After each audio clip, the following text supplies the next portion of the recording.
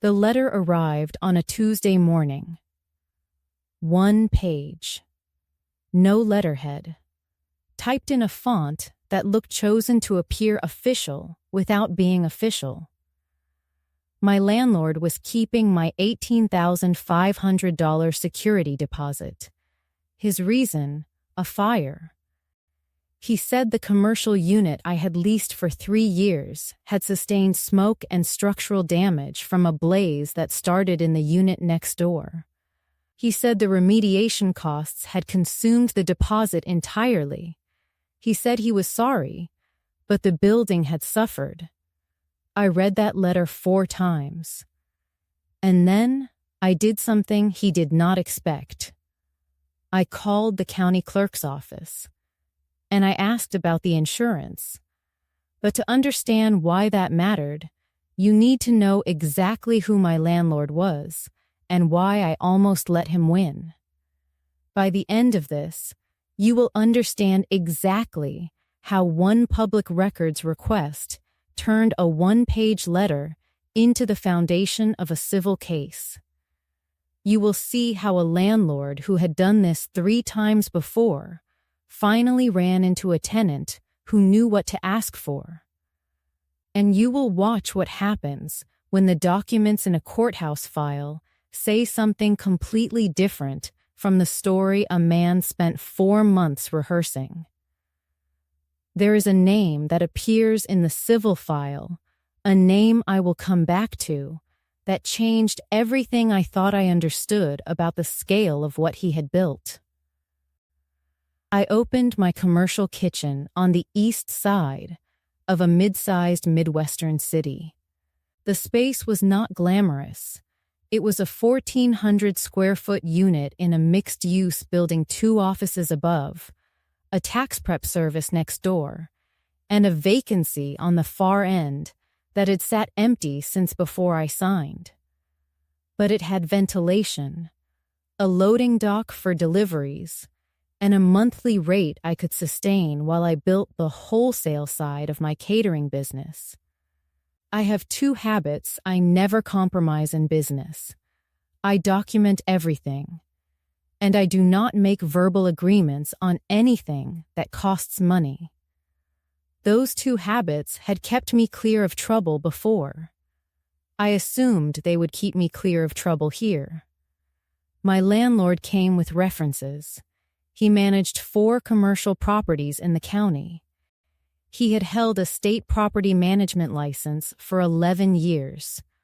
When I toured the unit, he arrived early, walked me through every clause in the lease, and paused specifically on the section that described what conditions would allow him to retain the security deposit. He told me he had never once kept a deposit in 11 years of management. That last comment was unprompted. He said it while we were standing at the loading dock, almost under his breath.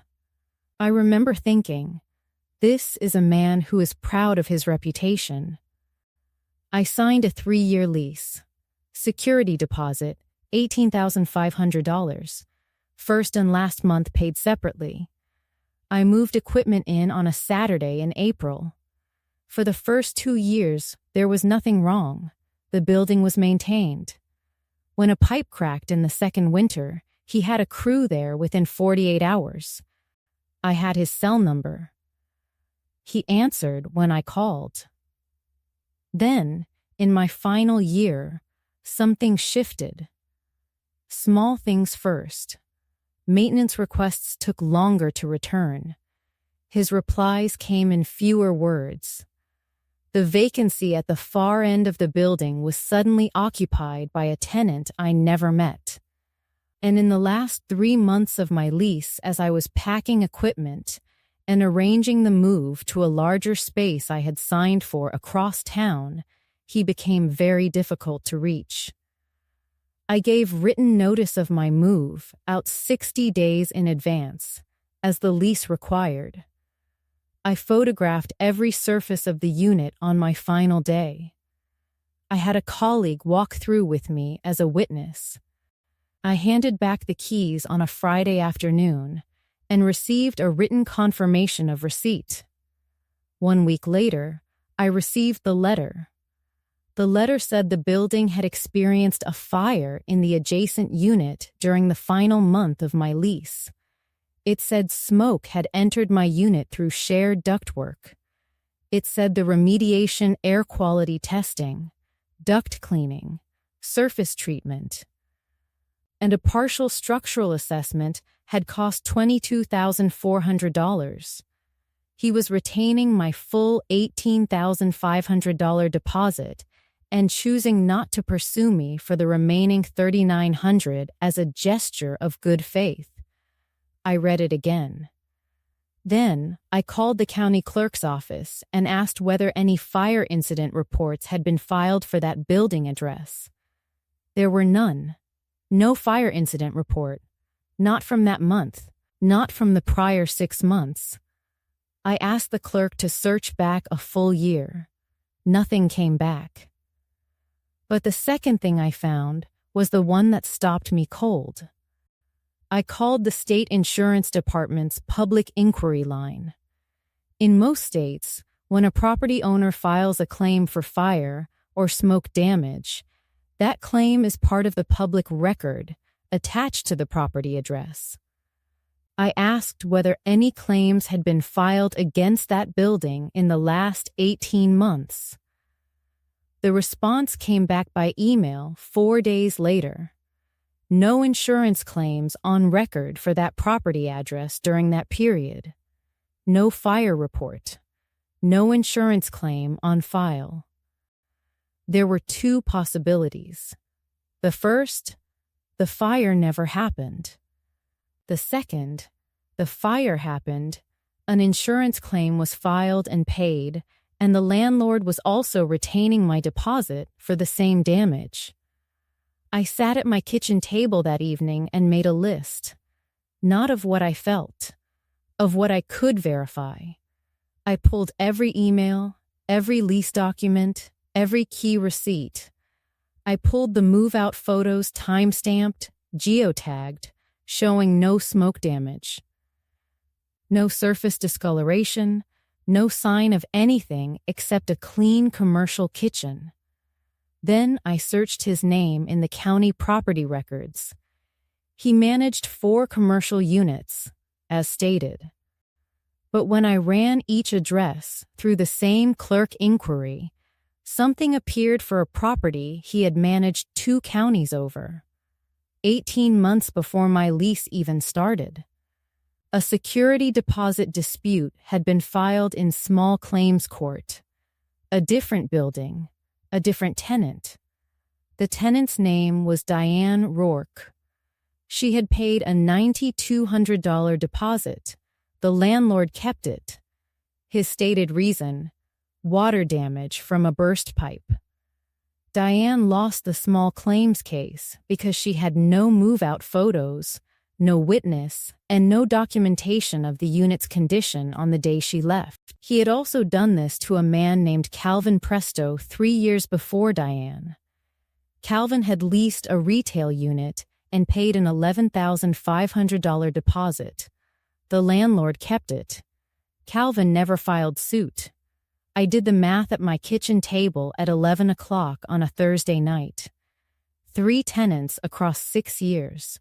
3 deposits retained. $39,200, all of it framed as damage claims. None of it supported by a single insurance record. I called an attorney that week. She reviewed my documents and gave me a number I had not planned for. To file a civil suit for wrongful deposit retention, I was looking at legal fees between $4,000 and $9,000 before a single hearing. If the case moved into full discovery, that number would climb. The deposit I was trying to recover was $18,500. After legal costs, a win might net me somewhere between $9,000 and $12,000. She said, "It is your call, but understand the math before you decide." My accountant said something similar when I called him. He said, "Is this worth it?" He said, "Sometimes you absorb the loss and focus forward." He said, "The system is expensive for a reason." My brother-in-law told me to write it off as a business expense and put my energy into the new space. I sat with all of that for 2 weeks. There was a Friday afternoon, I remember it specifically, when I was parked outside my new kitchen, engine off, phone in my lap, and I genuinely could not tell whether any of it was worth the next 6 months of my life. $18,500 was not a number I could absorb without feeling it. But the cost of pursuing it, money, months, bandwidth I needed for the business I was trying to build, felt like it might take more than the deposit was worth. I sat in that car for 40 minutes. I did not call anyone. I did not make a decision. I went inside and started the prep for Monday's delivery orders. But the following Monday morning, I did something nobody told me to do. I did not call the attorney back. I did not send a demand letter. I opened the lease and I read it slowly, section by section, the way I should have read it before I ever signed my name. Here is what the lease said. Section 14, Paragraph 3. The landlord may retain the security deposit only upon providing written documentation of actual damages within 30 days of the lease termination date, including contractor estimates or paid invoices for any work claimed. He had provided none of that. No contractor estimate, no paid invoice, no damage assessment, just a letter. In my state, failure to return a security deposit within the statutory deadline or failure to provide the legally required itemized statement with documentation entitles the tenant to up to 2 times the withheld amount as damages, plus attorney fees, which the court may award to the prevailing party. That changed the calculation entirely. 2 times $18,500 is $37,000, plus attorney fees that the landlord would now owe if I prevailed. My list had 7 items on it at that point. The fire incident search, nothing found. The state insurance inquiry, no claim on file. The move-out photographs. The time-stamped key receipt. The lease language in Section 14. The 2 prior court records Diane Rourke and Calvin Presto both found in the public database, and one name I kept coming back to. His insurance agent. That name appeared in a business filing associated with one of his other properties. I wrote it down and set it aside. I did not know yet what it meant. But I knew I was going to need it. I filed the civil complaint on a Thursday morning. Small claims jurisdiction did not cover a statutory double damages claim. So I filed in county civil court. The filing fee was $412. I sat in the courthouse parking lot afterward and wrote 4 words in my notebook. Documentation does not lie. The landlord responded to the civil complaint 3 weeks later through his attorney. His answer was 4 pages. It stated that the fire had occurred, that the damages were real, that I had misread the lease, and that the 30-day documentation requirement applied to itemized deductions, not to deposit retention itself. It stated that the case was without merit and should be dismissed. He attached one supporting document, a letter from a remediation company confirming that services had been rendered at the building address during the relevant month. The letter was dated 2 weeks after I filed my complaint. When I brought that date discrepancy to the court's attention at our first pre-trial conference, His attorney requested a brief recess. The judge noted the date without being asked. Before the hearing, I had filed a records request with the State Department of Insurance, not just for my building, but for all properties associated with the landlord's name and his management company, going back 15 years. That request came back 6 days before our first court date. He had never filed a fire or smoke damage insurance claim in 18 years of property management. Not once. The remediation company whose letter he had submitted was a sole proprietorship registered 11 months before the filing date. It had no public record of prior commercial work, no license on file with the State Contractors Board, no insurance certificate, and the registered owner of that company shared a last name with the landlord's wife. I introduced the insurance department records as Exhibit 4. I introduced the prior small claims cases Diane Rourke and Calvin Presto as Exhibit 5, submitted to establish a pattern of conduct. The presiding judge reviewed both exhibits without comment for nearly 2 minutes.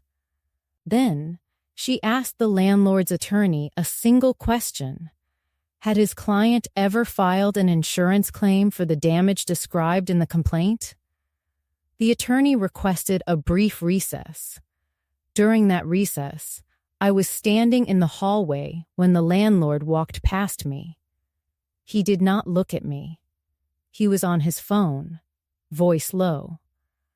I could not hear what he was saying. And then came the part I did not expect.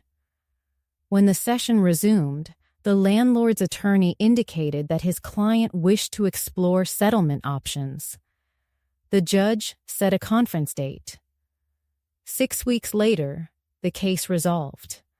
The terms included the return of my full $18,500 deposit, a cash payment of $12,000 in additional statutory damages, and a confidentiality clause I was given the option to decline.